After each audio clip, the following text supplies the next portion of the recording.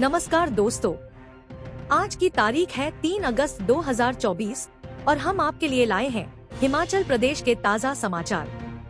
लेकिन पहले एक सवाल, आप हिमाचल के किस खूबसूरत कोने से ये खबरें सुन रहे हैं? नीचे कमेंट करके जरूर बताएं। अब थोड़ी सी गंभीरता के साथ, अगर आप हिमाचल के विकास, पर्यटन और सामाजिक क्षेत्र की हर छोटी बड़ी खबर से अपडेट रहना चाहते हैं, तो हमारे चैनल को सब्सक्राइब करें। जी हाँ, फटाफट सब्सक्राइब का बटन दबाएं और हमारे साथ जुड़े। और हाँ, अपडेट्स के लिए हमें फॉलो करना मत भूलिए। खबरें ताज़ा हो या मजेदार, हम हैं आपके साथ हर कदम। समाचार नंबर 1। मंडी न्यूज। जोगिंद्रनगर में पीलिया से तीसरी मौत तक, 27 वर्षीय युवक ने टांडा में तोड़ा दम। जोगिंद्रनगर उपमंडल में पिछले लगभग 1 माह से फैला पीलिया पूरी तरह जानलेवा साबित हो रहा है। अब क्षेत्र के एक और 27 वर्षीय पीलियाग्रस्त युवक टांडा मेडिकल कॉलेज में मौत हो गई है। उपमंडल में पीलिया के कारण यह तीसरी मौत है। इससे पूर्व भी गत दिनों उपमंडल के एक 21 वर्षीय युवक करण तथा एक 19 वर्षीय युवती शिल्पा की पीलिया के कारण मौत हो चुकी है। प्राप्त जानकारी के अनुसार लक्ष्मी बाजार जोगिंद्रनगर निवासी 27 वर्षीय अरुण कुमार उर्फ जॉनी पीलिया से ग्रसित था, जिसे बीते कल ही सिविल अस्पताल जोगिंद्रनगर से टांडा मेडिकल कॉलेज के लिए रेफर किया गया था, जहां उसकी मौत हो गई। अरुण कुमार की असामयिक मृत्यु से समूचा शहर गमगीन है। वहीं पीलिया को लेकर लोगों में और ज्यादा दहशत बढ़ गई है। समाचार नंबर 2। 11 घंटे बाद हिमाचल का यह नेशनल हाईवे बहाल। चंडीगढ़ मनाली सड़क मार्ग मंडी से पंडोह तक 4 स्थानों पर मलबा पत्थर गिरने से 11 घंटे बाद रात 8:45 बजे बहाल हो गया है। सड़क रात 9:45 बजे पहले 4 मील, फिर 7 मील और अंत में 9 मील के पास मलबा गिरने से बाधित हुई। भारी वर्षा और रात के अंधेरे के कारण सड़क बहाली का कार्य नहीं हो सका। रात 5 बजे के एमसी कंपनी की मशीनें मार्ग बहाली में जुट गयी। हालांकि मात्र 1 घंटे में मार्ग बहाल हो सकता था, जिसे 3.5 घंटे लगे हैं। पंडोह तथा औट के बीच में हालांकि नेशनल हाईवे खुला है, लेकिन द्योड़ नाला एवं जोगनी माता मंदिर के पास रोड क्षतिग्रस्त व तंग हो गया है। इन स्थानों पर पुलिस द्वारा 1 वे ट्रैफिक पास करवाया जा रहा है, जिससे हल्के जाम लग रहे हैं। मंडी तथा कल्लू के बीच नेशनल हाईवे की इन स्थितियों को ध्यान में रखते हुए यात्रा करें। समाचार नंबर 3। पंजाब और दिल्ली को रोशन कर रहा हिमाचल।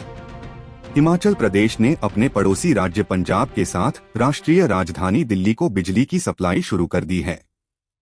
पंजाब को बैंकिंग प्रणाली के माध्यम से सर्दियों में ली गई बिजली की वापसी की जा रही है, जबकि दिल्ली की 2 एजेंसियों को बिजली बेची जा रही है।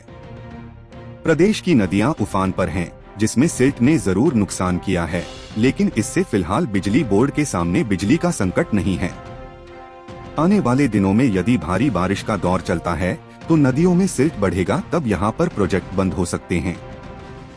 अभी भारी बारिश से बिजली बोर्ड के 2 प्रोजेक्ट बंद हैं, लेकिन शेष परियोजनाएं अपना पूरा उत्पादन कर रही हैं।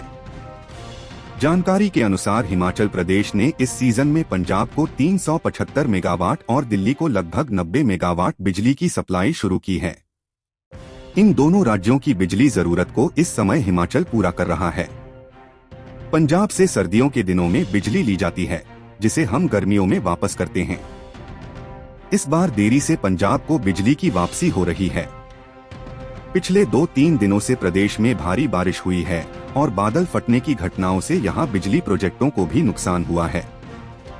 मगर फिलहाल इस कारण से बिजली बोर्ड की अभी 2 ही परियोजनाएं बाधित हैं, जिनमें घानवी और लारजी परियोजनाएं हैं। इसके अलावा निजी क्षेत्र का मलाना बंद पड़ा है, जिसमें काफी नुकसान हुआ है, और निजी क्षेत्र के छोटे छोटे करीब 1 दर्जन प्रोजेक्ट भी बंद पड़े हैं।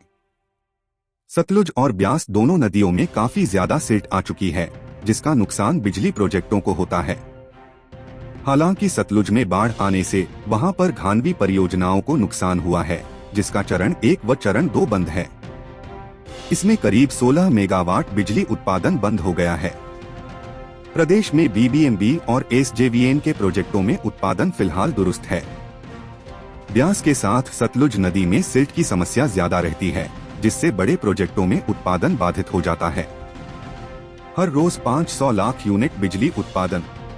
मगर राहत की बात यह है कि अभी शेष सभी परियोजनाओं में बिजली का उत्पादन हो रहा है और हिमाचल प्रदेश के पास लगभग 500 लाख यूनिट रोजाना बिजली उपलब्ध है।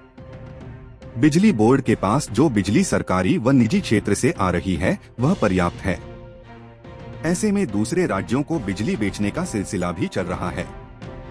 बताया जाता है कि कुछ अन्य राज्यों से भी बिजली को लेकर प्रस्ताव आए हैं और नॉर्थ ग्रिड के माध्यम से इस संबंध में बात चल रही है। ब्यास उफान पर लारजी परियोजना बंद। ब्यास नदी के उफान पर होने के चलते लारजी परियोजना को बंद किया है क्योंकि इसमें सिल्ट काफी ज्यादा बढ़ गई है। लारजी परियोजना को पिछले साल बड़ा नुकसान हुआ था, जिसके बाद इसकी 1 यूनिट उत्पादन में आई थी। समाचार नंबर 4। हिमाचल न्यूज। आयुष्मान के बाद हिमकेयर ईडी के राडार पर। आयुष्मान योजना के बाद हिमकेयर योजना भी ईडी की राडार पर है। फर्जी आयुष्मान कार्ड से करोड़ों के फ्रॉड मामले में ईडी को छापामारी के दौरान आयुष्मान भारत योजना, हिमकेयर और अन्य स्वास्थ्य योजनाओं से संबंधित दावों और दस्तावेजों जब्त किए हैं। बीते दिनों प्रदेश सरकार ने मंत्रिमंडल की बैठक में हिमकेयर योजना से निजी अस्पतालों को बाहर कर दिया है। गौर हो कि हिमाचल प्रदेश में वर्ष 2018 से 2024 तक आयुष्मान भारत प्रधानमंत्री जन आरोग्य योजना में 2,54,900 मरीजों का उपचार किया गया। इन मरीजों के उपचार के लिए 322.16 करोड़ रुपए की राशि खर्च की गई है, जिसमें 105.93 करोड़ स्टेट शेयर और 216.23 करोड़ सेंटर का शेयर शामिल है। इसके अलावा मुख्यमंत्री हिमाचल हेल्थ केयर स्कीम में वर्ष 2018 से 2024 तक 7,64,707 मरीजों का उपचार किया गया। इन मरीजों के उपचार के लिए 987.79 करोड़ रुपए की राशि खर्च की गई है। इसमें अस्पतालों की 370 करोड़ देनदारी अभी बाकी है। आयुष्मान योजना में ईडी की अब तक की गई जांच के अनुसार इस मामले में लगभग 25 करोड़ रुपए की अपराध आय शामिल है। ईडी ने बीते बुधवार को दिल्ली, चंडीगढ़, पंजाब और हिमाचल प्रदेश के कांगड़ा, ऊना, शिमला, मंडी और कुल्लू जिलों में के 20 स्थानों पर धन शोधन निवारण अधिनियम PMLA 2002 के प्रावधानों के तहत छापामारी की थी। ईडी की छापेमारी में 88 लाख रुपए लगभग नकद, 4 बैंक लॉकर और 140 संबंधित बैंक खाते मिले। इसके अलावा अचल और चल संपत्तियों, खातों की पुस्तकों और अन्य दस्तावेजों के अलावा mobile phone, iPad, hard disk और पेन ड्राइव के रूप में 16 डिजिटल डिवाइस पाए हैं, जिनमें आयुष्मान भारत योजना, हिमकेयर और अन्य स्वास्थ्य योजनाओं से संबंधित दावों और दस्तावेजों के बारे में जानकारी थी और उन्हें जब्त कर लिया गया। जब्त किए गए दस्तावेजों में अस्पतालों के दावों के बारे में जानकारी है और इसमें 23,000 मरीजों के लिए 21 करोड़ रुपए के संदिग्ध लेन देन शामिल हैं। छापामारी में कई ऐसे मामले भी सामने आए हैं जिनमें सरकार को किए गए दावों और अस्पताल में मौजूद फाइलों में मौजूद वास्तविक आंकड़ों में भारी अंतर था। ईडी की जांच में यह भी पाया गया कि मरीजों के नाम पर दावों से संबंधित कई फाइलें गायब हो गई हैं। समाचार नंबर 5। सुजानपुर के दुधला में कार खाई में गिरने से 2 युवकों की मौत। सुजानपुर विधानसभा क्षेत्र के अंतर्गत आने वाली पंचायत जंगल के दुधला गांव के पास शुक्रवार शाम एक कार खाई में गिरने से दोनों युवकों की मौके पर ही मौत हो गई है। हादसे की सूचना मिलते ही मौके पर पहुंची पुलिस ने स्थानीय लोगों की मदद से राहत एवं बचाव कार्य शुरू कर दिया है। मौके पर उपस्थित लोगों ने बताया कि निकटवर्ती पंचायत के दोनों युवक गाड़ी से घर वापसी कर रहे थे। एकाएक उनकी गाड़ी साथ लगती खाई में लुढ़क गई। पुलिस ने कार्रवाई शुरू कर दी है। शवों को कब्जे में लेकर मेडिकल कॉलेज हमीरपुर में पोस्टमार्टम के लिए भेजा दिया है। बताया जा रहा है कि एक मृतक की अभी 2 सप्ताह पहले शादी हुई थी और दूसरा ITI कर रहा था। दुर्घटना की सूचना मिलते ही पूरे इलाके में मातम पसर गया है। सुजानपुर थाना में तैनात अतिरिक्त थाना प्रभारी कुलदीप पटियाल ने बताया, वाहन दुर्घटना में 2 युवकों की मौत हुई है। विधायक कैप्टन रंजीत राणा, पूर्व विधायक राजेंद्र राणा ने गहरा दुख व्यक्त किया है। समाचार नंबर 6। HRTC को 2 दिन में 15 लाख की चपत। हिमाचल पथ परिवहन निगम की बसें लगातार दूसरे दिन भी कई रूटों पर बाधित रही। वीरवार को जहां 285 रूटों पर HRTC ने अपनी बस सेवाओं को नहीं चलाया, वहीं शुक्रवार को 82 रूटों पर HRTC बसें नहीं चली। निगम को 2 दिनों में बारिश की वजह से हुए नुकसान के चलते बसें नहीं चलाने पर करीब 15 लाख रुपए का नुकसान आंका गया है। 7,326 किलोमीटर पर HRTC की बसें नहीं चली। परवाणु, सोलन, नाहन, तारादेवी व नेरवा के सभी रूटों को वापस बहाल कर दिया है, जहां पर शुक्रवार को आम जनता का बस सेवा मुहैया हुई। वहीं जिन रूटों पर शुक्रवार को भी बसें नहीं चलाई गई हैं, उनमें शिमला लोकल में 2 रूट बंद रखे गए। शिमला ग्रामीण के भी 2 रूटों पर बसें नहीं गई। करसोग का 1 रूट बंद रखा गया, तो वहीं रामपुर में 29 रूटों पर बस सेवा अभी भी बाधित रही है। रिकांगपिओ में 1 रूट पर अभी बस नहीं जा रही है, तो वहीं बिलासपुर में भी 3 रूट बाधित है, जहां HRTC ने अपनी बस नहीं भेजी। मंडी में 1 रूट बंद रखा है, जबकि धर्मपुर में 2 रूटों पर बस सेवा बाधित रही। कुल्लू के 20 रूट अभी भी बाधित है, जहां लोगों को बस सेवा नहीं मिल पाई है। यहां पर भारी बारिश की वजह से कई सड़कें प्रभावित हुई हैं, जिस कारण आम जनता को परेशानियों का सामना करना पड़ रहा है। केलांग में 2 रूट बंद है, तो वहीं धर्मशाला में भी 2 रूटों पर बस सेवा नहीं दी गई। पठानकोट के 6 रूटों पर बसों की आवाजाही बाधित है। वहीं चंबा में 9 तथा जोगिंद्रनगर में 2 रूटों पर HRTC की बसें नहीं चलाई गई हैं। मौसम साफ, तो आज बहाल होंगी सड़कें। बारिश के चलते शुक्रवार को 82 रूटों पर सेवाएं बंद रही। उम्मीद है कि मौसम ठीक रहने के चलते शनिवार को लगभग सभी रूटों को बहाल कर दिया जाएगा। जिन क्षेत्रों में ज्यादा नुकसान हुआ है और वहां सड़कें पूरी तरह से बाधित है, वहां अभी बसों को नहीं भेजा जाएगा। HRTC ने अपने ड्राइवरों को इस संबंध में निर्देश दे रखे हैं कि वह खराब सड़कों और खराब मौसम में नहीं चलेंगे। समाचार नंबर 7। दिल्ली में प्रधानमंत्री नरेंद्र मोदी से मिले नेता प्रतिपक्ष जयराम। नेता प्रतिपक्ष जयराम ठाकुर ने प्रधानमंत्री नरेंद्र मोदी से उनके दिल्ली स्थित लोकसभा कार्यालय में मुलाकात की। जयराम ठाकुर ने उन्हें तीसरे कार्यकाल के लिए शुभकामनाएं दी। मुलाकात के दौरान उन्होंने प्रधानमंत्री को हिमाचल प्रदेश के वर्तमान हालात से अवगत करवाया। त्रासदी से हुए जानमाल के नुकसान की पूरी जानकारी दी। प्रधानमंत्री ने आपदा से निपटने के लिए हिमाचल प्रदेश के लिए हर प्रकार की मदद का भरोसा दिया। प्रधानमंत्री ने भारतीय जनता पार्टी के कार्यकर्ताओं और जनप्रतिनिधियों से भी राहत और बचाव कार्य में जुटकर प्रभावितों की हर संभव मदद करने का आह्वान किया, ताकि लोगों को इस कठिन समय में अधिक से अधिक राहत पहुंचाई जा सके। जयराम ठाकुर ने आपदा राहत और बचाव कार्य के लिए हिमाचल प्रदेश को सहयोग करने के लिए धन्यवाद भी दिए। नेता प्रतिपक्ष ने कहा कि केंद्र सरकार द्वारा आपदा के समय हिमाचल प्रदेश की हर प्रकार से सहयोग कर रहा है।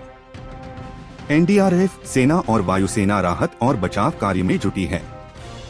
प्रधानमंत्री नरेंद्र मोदी, गृह मंत्री अमित शाह, राष्ट्रीय अध्यक्ष जगत प्रकाश नड्डा ने भी मुख्यमंत्री से बात कर हर प्रकार से सहयोग देने का भरोसा दिया है। समाचार नंबर 8। मनाली में मौत के घाट उतारा युवक, सांडू और दोस्त ने ली जान। पर्यटन नगरी मनाली के अलेऊ में शिमला के युवक की हत्या का मामला प्रकाश में आया है। हत्या का शिकार हुआ व्यक्ति सुभाष चंद पुत्र मानचंद 32 आरो गांव ओरन डाकघर बावत तहसील कुपवी जिला शिमला का रहने वाला है। पुलिस ने कुछ ही घंटों में मामला सुलझाते हुए मृतक के सांडू व दोस्त को गिरफ्तार कर लिया है। आरोपियों की पहचान राजीव कुमार पुत्र अमर सिंह 32 निवासी बजठल डाकघर और तहसील मरवा जिला शिमला व बीरबल ठाकुर पुत्र मोहर सिंह 32 आरो रोलंग डाकघर बोचिन तहसील पद्धर जिला मंडी के रूप में हुई है। मनाली पुलिस ने आरोपियों को गिरफ्तार कर छानबीन शुरू कर दी है। मिली जानकारी के अनुसार पुलिस थाना मनाली में सूचना प्राप्त हुई कि अलेऊ में एक व्यक्ति अचेत अवस्था में पड़ा हुआ है। जानकारी मिलते ही उपनिरीक्षक नारायण, अन्वेषणाधिकारी पुलिस थाना मनाली अन्य पुलिस कर्मियों सहित मौके पर रवाना हुए। होटल मनाली ग्रैंड अलेऊ से करीब 200 मीटर आगे पगडंडी रास्ते के दाहिनी तरफ पर एक व्यक्ति मृत अवस्था में पाया गया। मौके पर उपस्थित पवन उकुमार पुत्र धनी राम 48 निवासी गांव सुकराई ने पुलिस को बताया कि मृतक सुभाष होटल में बतौर सहायक मैनेजर तैनात था। वह अपनी पत्नी व 2 बच्चों सहित अपने सांडू राजीव कुमार निवासी अलेऊ के मकान में किराए पर रहता था। डीएसपी मनाली केडी शर्मा ने बताया कि मौके पर पुलिस अधीक्षक कुल्लू भी आए थे तथा घटनास्थल का निरीक्षण क्षेत्रीय न्यायालयिक विज्ञान प्रयोगशाला मंडी के विशेषज्ञों से करवाया गया। आरोपियों को पुलिस रिमांड हासिल करने के लिए न्यायालय में पेश किया जा रहा है। पुलिस ने पोस्टमार्टम के लिए शव मंडी अस्पताल भेज दिया है। समाचार नंबर 9। कांगड़ा न्यूज, टांडा में पानी नहीं तो ऑपरेशन भी नहीं। डॉ. राजेंद्र प्रसाद राजकीय आयुर्विज्ञान चिकित्सा महाविद्यालय टांडा अस्पताल में पानी की सप्लाई ठप होने से शुक्रवार को मरीजों के ऑपरेशन नहीं हो सके। पूरे टांडा अस्पताल को गुरुवार व शुक्रवार को पानी नहीं मिल सका, जिसके चलते टांडा अस्पताल में अत्यंत जरूरी बड़े ऑपरेशन भी नहीं हो सके और उन्हें टालना पड़ा। कुछ मरीजों ने महीनों पहले ऑपरेशन की तारीखें ले रखी थी और तीमारदार घर के कार्य छोड़कर ऑपरेशन के लिए पहुंचे थे, परंतु उन्हें मायूसी ही हाथ लगी। मरीजों को शौचालय जाने में भी भारी दिक्कतों का सामना करना पड़ा। पीने के लिए पानी भी बाहर से लाना पड़ा। टीएमसी के प्रधानाचार्य कार्यालय व अस्पताल के कैंपस में स्थित हॉस्टल, कैंटीन, रेजिडेंशियल कॉलोनी व अन्य ब्लॉक्स में भी पानी की सप्लाई बंद रही। विदित है कि प्रदेश के दूसरे बड़े टांडा अस्पताल में 6 जिलों चंबा, मंडी, ऊना, हमीरपुर, कुल्लू और 15 लाख से अधिक की आबादी वाले जिला कांगड़ा के मरीज उपचार के लिए यहां पहुंचते हैं। एचडीएम मशीनों में भरी गाद। टांडा अस्पताल की जल सप्लाई की मशीनों में शिल्ट यानी गाद भरने की वजह से पानी की सप्लाई व्यवस्था ठप हो गई। जल शक्ति विभाग की दोनों मशीनें गाद यानी सिल्ट से भरने के कारण खराब हो गई थी, जिसके चलते शुक्रवार को ऊना से एक अन्य मशीन को टांडा अस्पताल लाया गया तथा सिल्ट से दोनों मशीनों को निकालकर ठीक किया गया। खबर लिखे जाने तक पानी की सप्लाई शुरू नहीं हो सकी थी। बरसात के इंतजामों की खुली पोल। गौरतलब है कि बरसात का आना तो पहले से ही तय होता है, तो हर साल टांडा अस्पताल में पानी की सप्लाई के लिए अन्य इंतजाम क्यों नहीं किए जाते हैं। इन पुरानी हांफ रही मशीनों को बरसात से पहले सूखे दिनों में क्यों नहीं बदला जाता है? क्यों बरसात में हड़कंप मचने के बाद व्यवस्था को ठीक किया जाता है? अस्पताल जैसे स्थानों को तरजीह देकर पानी व बिजली जैसी सुविधाओं के 2 या 3 एडवांस विकल्प होना अत्यंत आवश्यक है। जल शक्ति विभाग के एक्शन विवेक ठाकुर ने बताया कि बरसात के कारण जल सप्लाई की मशीनों में सिल्ट भर गया था और मशीनें खराब हो गई थी, परंतु मशीनों को बदला जा रहा है। जल्द पानी की सप्लाई शुरू हो जाएगी। समाचार नंबर 10। हिमाचल प्रदेश में अब फॉरेस्ट लैंड की भी लीज। हिमाचल में बिजली और अन्य विकास परियोजनाओं के लिए दी जाने वाली फॉरेस्ट लैंड की अब लीज करवाना जरूरी होगा। राज्य सरकार ने हिमाचल प्रदेश लीज रूल्स 2013 में बदलाव कर दिया है। राजस्व विभाग के अतिरिक्त मुख्य सचिव ओंकार चंद शर्मा की ओर से इस बारे में अधिसूचना जारी की गई है। इससे पहले संशोधित लीज रूल्स का ड्राफ्ट नोटिफाई हुआ था। 30 दिन के भीतर अतिरिक्त मुख्य सचिव राजस्व ने प्रभावित लोगों से आपत्तियां और सुझाव मांगे थे। फाइनल नोटिफिकेशन में सरकार ने कहा है कि कोई सुझाव नहीं मिले। वर्तमान में फॉरेस्ट लैंड जब बिजली प्रोजेक्ट या विकास परियोजनाओं को दी जाती है, तो फॉरेस्ट कंजर्वेशन एक्ट 1980 के तहत इसकी मंजूरी लेनी पड़ती है। इस मंजूरी के लिए नेट प्रेजेंट वैल्यू यानी एनपीवी का भुगतान करना पड़ता है। इस भुगतान के नाम पर बिजली प्रोजेक्ट हिमाचल में अलग से लीज नहीं कर रहे थे। 2006 में राजस्व विभाग ने ट्रांसफर की गई फॉरेस्ट लैंड की भी लीज करने के निर्देश जारी किए थे। इन आदेशों के खिलाफ कुछ बिजली प्रोजेक्ट हाई कोर्ट चले गए थे। हाई कोर्ट ने भी इस मामले में फैसला लेने के लिए राज्य सरकार को कहा था, लेकिन लीज रूल्स में इसका प्रावधान नहीं था। इसीलिए राज्य सरकार ने अब लीज रूल्स को ही बदलने का फैसला लिया है। ट्रांसफर की गई फॉरेस्ट लैंड की म्यूटेशन तभी होगी जब बिजली प्रोजेक्ट राज्य सरकार के साथ लीज साइन करेंगे। फाइनल नोटिफिकेशन में कहा गया है कि यूजर एजेंसी को लैंड ट्रांसफर होने के 6 माह के भीतर लीज एग्रीमेंट करना होगा। इसके बाद ही जमाबंदी में इसका नोट राजस्व विभाग चढ़ाएगा। लीज रेट को 1 रुपए प्रति वर्ग मीटर से बढ़ाकर 5 रुपए प्रति वर्ग मीटर कर दिया गया है। साथ ही जो बिजली प्रोजेक्ट 40 साल के लिए एक साथ लीज मनी जमा करवाना चाहेंगे, उन्हें हर 5 साल के बाद होने वाली वृद्धि माफ कर दी जाएगी, यानी एक मुश्त भुगतान पर छूट मिलेगी। निदेशक ईसोमसा अब डिसेबिलिटी स्टेट कमिश्नर। राज्य सरकार ने empowerment of scheduled caste, OBC, minority and specially abled विभाग यानी ईसोमसा की निदेशक को स्टेट कमिश्नर घोषित किया है। यह designation person with disabilities act 2016 के तहत दिया गया है। इस एक्ट और नियमों से संबंधित सभी रेगुलेशन के लिए अब स्टेट कमिश्नर जिम्मेदार होंगी। वर्तमान में इस विभाग की निदेशक IAS अधिकारी किरण भड़ाना है। इससे पहले यह कार्यभार वेलफेयर विभाग के सचिव के पास था। समाचार नंबर 11। 50 घंटे की खोज के बाद मिले 6 शव, 47 अब भी लापता। हिमाचल में बादल फटने की घटना के 50 घंटे से ज्यादा समय गुजर जाने के बाद भी लापता लोगों का सुराग नहीं मिल पाया है। अब भी 47 लोग लापता हैं। बीते 24 घंटे के दौरान एनडीआरएफ की टीम ने पुलिस और दमकल विभाग के साथ मिलकर सर्च ऑपरेशन को जारी रखा है। शुक्रवार को मंडी जिला में 2 बच्चों के शव बरामद हुए हैं। दोनों बच्चों की उम्र 8 से 9 साल के बीच है और दोनों की पहचान कर ली गई है। हादसे के बाद लापता 47 लोगों में से सबसे बड़ा आंकड़ा शिमला का ही है। यहां शिमला और कुल्लू की सीमा पर समेज में 33 लोग लापता हैं, जबकि कुल्लू में 9 और मंडी में अब 5 के लापता होने की रिपोर्ट सामने आई है।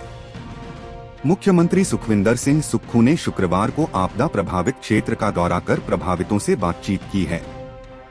इसके अलावा मुख्यमंत्री राहत और बचाव कार्य में जुटे दलों को भी रेस्क्यू ऑपरेशन की गति तेज करने के आदेश भी दिए हैं। मुख्यमंत्री के अलावा उप मुख्यमंत्री मुकेश अग्निहोत्री, शिक्षा मंत्री रोहित ठाकुर, पीडब्ल्यूडी मंत्री विक्रमादित्य सिंह ने घटनास्थल पर जाकर राहत और बचाव कार्य का जायजा लिया है। मंडी में अब तक 5 लोगों की मौत की पुष्टि हो चुकी है। इसके अलावा तीनों जिलों में 61 घर पूरी तरह से क्षतिग्रस्त हो गए हैं। इनमें कुल्लू में 32, शिमला में 25 और मंडी में 4 घर शामिल हैं, जबकि 42 घरों को आंशिक तौर पर नुकसान पहुंचा है। कुल्लू में 37 और शिमला में 5 घरों को नुकसान पहुंचा है। 22 गौशाला तेज बहाव की वजह से ध्वस्त हो गई हैं। वहीं 6 वाहन योग्य और 32 पैदल पुल भी हादसे की भेंट चढ़े हैं। 6 स्कूल और 1 अस्पताल भी सैलाब में बह गया। तेज बहाव में कुल्लू के 6 स्कूल बह गए हैं।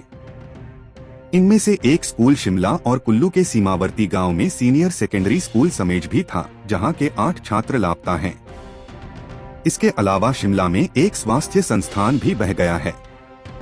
यहां गांव के लोगों को उपचार मिल रहा था। इसके अलावा 17 वाहन हादसे का शिकार हुए हैं, जबकि 3 मछली पालन केंद्र भी बाढ़ की चपेट में आने के बाद बर्बाद हो गए हैं।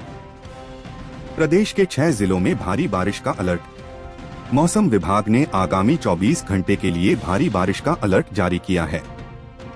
इस दौरान कांगड़ा, मंडी, कुल्लू, शिमला, चंबा और सिरमौर भारी से बहुत भारी बारिश हो सकती है। विभाग ने लोगों से एहतियात बरतने और नदी नालों के समीप न जाने की सलाह दी है। बीते 24 घंटे के दौरान प्रदेश में मंडी, कुल्लू, शिमला समेत अन्य जिलों में भारी बारिश हुई है। प्रभावित परिवारों को 16 लाख की फौरी मदद। राज्य सरकार ने अब तक कुल्लू और शिमला में प्रभावित परिवारों को समेज में 16 लाख से ज्यादा की धनराशि वितरित की है। इनमें से समेज में आपदा प्रभावितों को राहत राशि कर दी गई है।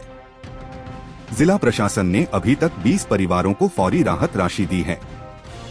हर परिवार को 15,000 रुपए दिए गए हैं। अभी तक 3 लाख रुपए जारी कर दिए गए हैं। उपायुक्त अनुपम कश्यप ने कहा कि पीड़ितों और प्रभावितों दोनों को फौरी राहत राशि जारी कर दी है। समाचार नंबर 12। सुंदरनगर में बच्ची से दुष्कर्म, 5 महीने की गर्भवती। सुंदरनगर उपमंडल के अंतर्गत एक क्षेत्र में 13 वर्षीय नाबालिग के 5 महीने की गर्भवती होने का मामला सामने आया है। पुलिस ने चाइल्ड लाइन मंडी की शिकायत पर पोस्को एक्ट के तहत मामला दर्ज कर आरोपी को गिरफ्तार कर लिया है। उपमंडल के एक युवक ने उसके घर पर पिछले 1 वर्ष से रह रही नाबालिग के साथ कई बार शारीरिक संबंध स्थापित कर रहा था और इस दौरान नाबालिग गर्भवती हो गई। पीड़ित किसी अन्य जिला से संबंध रखती है व इसके पिता की मृत्यु हो गई है और माता ने अन्य विवाह कर लिया है। नाबालिग और आरोपी की मुलाकात मणिकरण में कार्य के दौरान हुई थी। वहीं से आरोपी नाबालिग को अपने घर ले आया था और करीब 1 वर्ष से उसे साथ रखा हुआ था। नाबालिग के गर्भवती होने के शव के आधार पर इसकी सूचना किसी ने चाइल्ड लाइन मंडी को दी। चाइल्ड लाइन द्वारा नाबालिग को कब्जे में लेकर जब स्वस्थ प्रशिक्षण करवाया तो जांच में 5 महीने की गर्भवती होने का पता चला। चाइल्ड लाइन मंडी की शिकायत पर आरोपी व्यक्ति के विरुद्ध पोस्को एक्ट के तहत मामला दर्ज करते हुए उसे गिरफ्तार किया गया है। डीएसपी सुंदरनगर भारत भूषण ने बताया कि आरोपी को गिरफ्तार कर लिया है। मामले में जांच जारी है। समाचार नंबर 13। मलबे से मिले 2 बच्चों के शव, 300 से अधिक लोग सर्च ऑपरेशन में जुटे। दंगरग उपमंडल के तेरंग राजबन गांव में बादल फटने के बाद हुई तबाही और लापता लोगों की तलाश के लिए सर्च ऑपरेशन दूसरे शुक्रवार को भी जारी रहा। सर्च ऑपरेशन में लगी टीम को दूसरे दिन मलबे में से 2 बच्चों के शव मिले हैं, जिनकी पहचान 9 वर्षीय अमन पुत्र ज्ञान चंद निवासी राजबन और 8 वर्षीय आर्यन पुत्र खेम निवासी राजबन के रूप में की गई है। इस हादसे में मरने वालों की संख्या अब 5 हो गई है, जबकि अभी भी 5 लोगों की तलाश जारी है। हादसे में लापता लोगों की तलाश के लिए अब प्रशासन ने ड्रोन एक्सपर्ट की 2 टीम भी लगाई हैं। बता दें कि बुधवार की रात को बादल फटने के बाद एक नाले में आई भयंकर बाढ़ में 3 घर जमींदोज हो गए थे, जिसमें 9 लोग लापता हो गए थे। गुरुवार को 3 लोगों के शव बरामद हुए थे, जबकि शुक्रवार को 2 बच्चों के शव मिले हैं।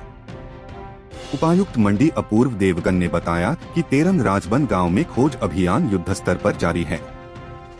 उन्होंने बताया कि अभी तक 3 माह और एक 11 साल की लड़कियों के अलावा 3 लोग लापता हैं। लापता लोगों की तलाश के लिए ड्रोन की भी मदद ली जा रही है। मृतकों के परिजनों को 25-25 हजार की राहत राशि। नायब तहसीलदार टिक्कन जोगिंद्र सिंह ने प्रशासन की ओर से हादसे में मारे गए 3 लोगों के परिजनों को फौरी राहत के तौर पर 25 से 25 हजार रुपए की कुल 75 हजार की राहत राशि प्रदान की। इसके साथ ही उन्होंने 25 प्रभावितों को जिनके घर क्षतिग्रस्त हो गए हैं, उन्हें राशन किट, मेडिकल किट और तिरपाल भी वितरित किए। उनके ठहरने की व्यवस्था गांव में ही खाली घर पर की गई है। समाचार नंबर 14, युवाओं की दक्षता का विकास प्राथमिकता।